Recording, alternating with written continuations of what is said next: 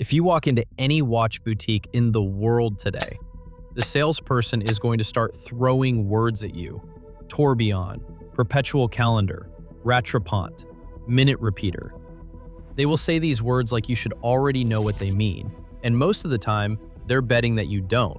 Because once you don't understand what you're looking at, the price tag stops feeling crazy. So let's fix that. In the next 14 minutes, you're going to understand every major watch complication on the market, which ones actually matter, which ones are mostly marketing, and which ones genuinely justify spending the price of a house on a wristwatch. Let me start with the simplest one, because almost every collector underestimates how useful it is. Number 1, power reserve. Power reserve is exactly what it sounds like. A small indicator on the dial, usually shaped like a fuel gauge, that tells you how much wind is left in the mainspring. When the needle is at full, your watch is fully wound. When it drops toward empty, you have hours, sometimes minutes, before the watch stops running. Sounds boring. It isn't. If you own an automatic watch and you rotate between 2 or 3 pieces in your collection, the power reserve indicator is the single most useful thing on the dial.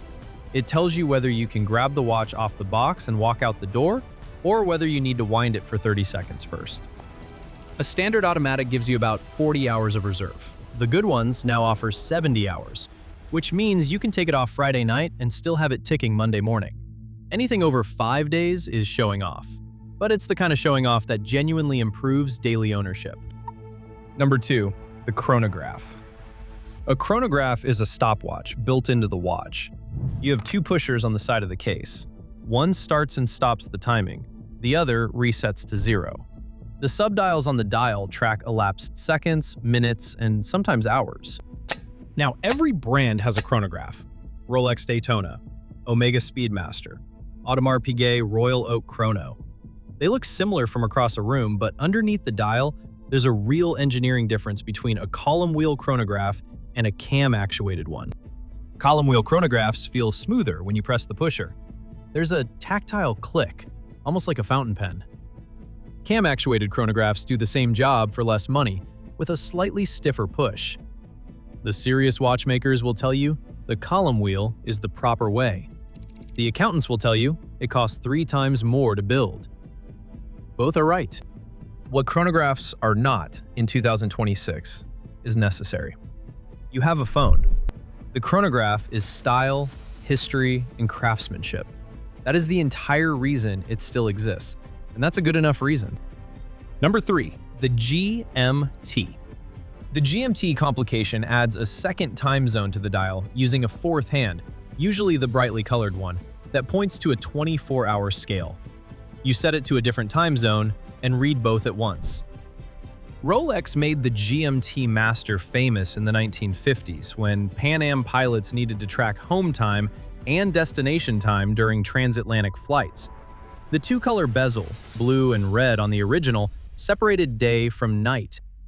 But here's where the watch industry plays a quiet trick on you. There are 2 kinds of GMT. The true GMT, sometimes called the flyer GMT, lets you adjust the local hour hand independently, while the GMT hand keeps tracking home time. You land in Tokyo, you click the crown, the local hand jumps an hour at a time without disturbing anything else. The office GMT, sometimes called the caller GMT, makes you adjust the GMT hand instead. Sounds the same, it isn't. If you actually travel, the flyer GMT is the only one worth buying. If you sit at a desk and just want to know what time it is in London while you're in New York, the office Greenwich Mean Time is fine.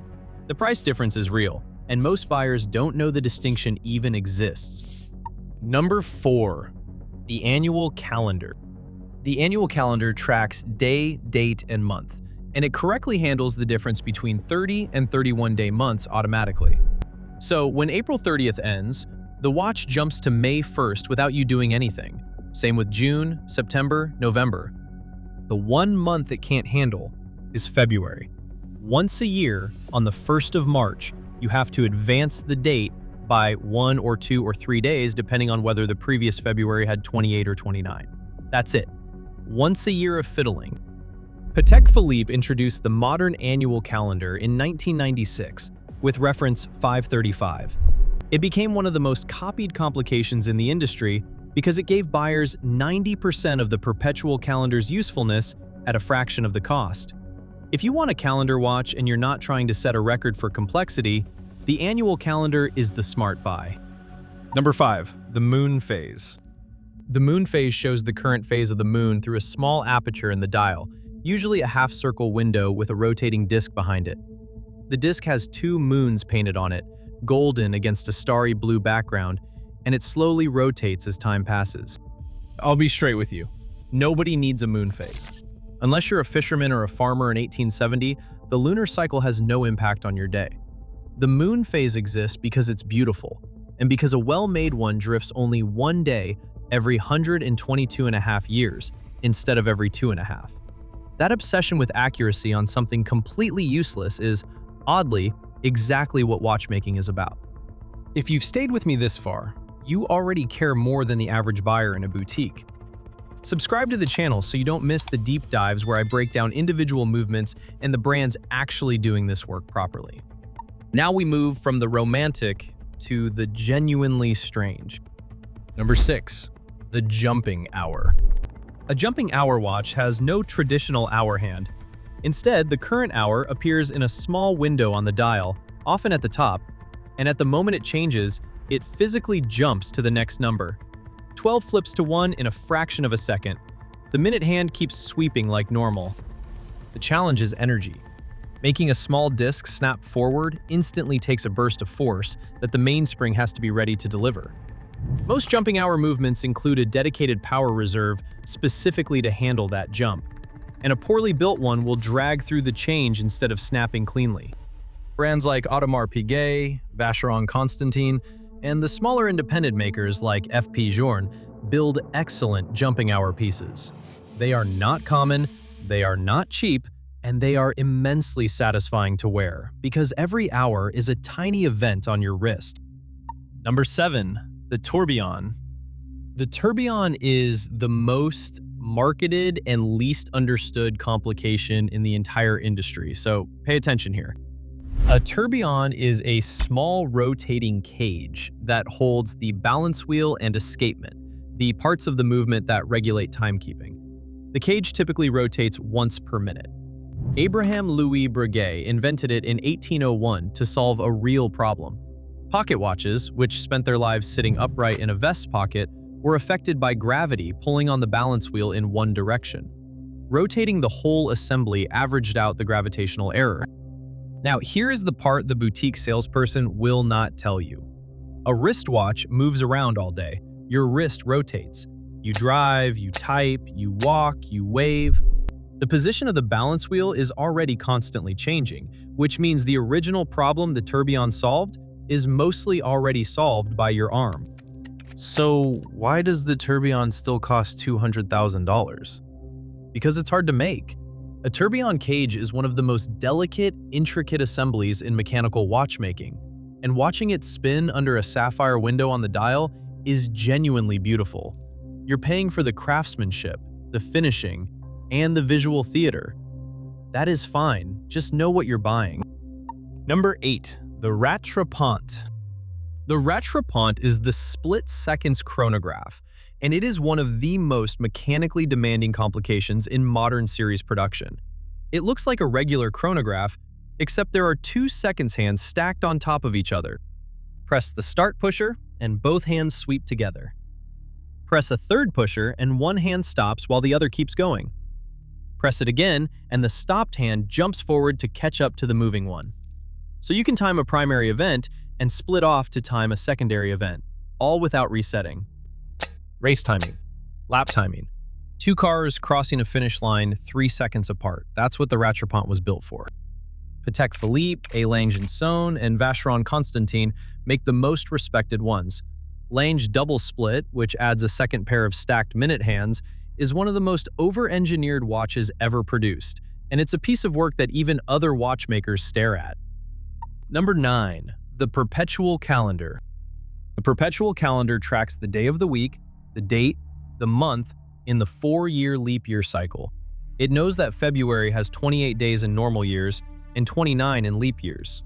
Most movements are programmed correctly all the way through the year 2100, which, due to a quirk in the Gregorian calendar, is not a leap year despite being divisible by 4. The mechanical achievement here is genuine. A perpetual calendar movement contains hundreds of tiny components programmed to recognize the irregular rhythm of human timekeeping using nothing but gears, levers, and cams. There's no chip, there's no battery. The watch reads the calendar by physically grinding through it. The catch: if you stop wearing the watch and let it wind down, getting it back in sync is genuinely painful.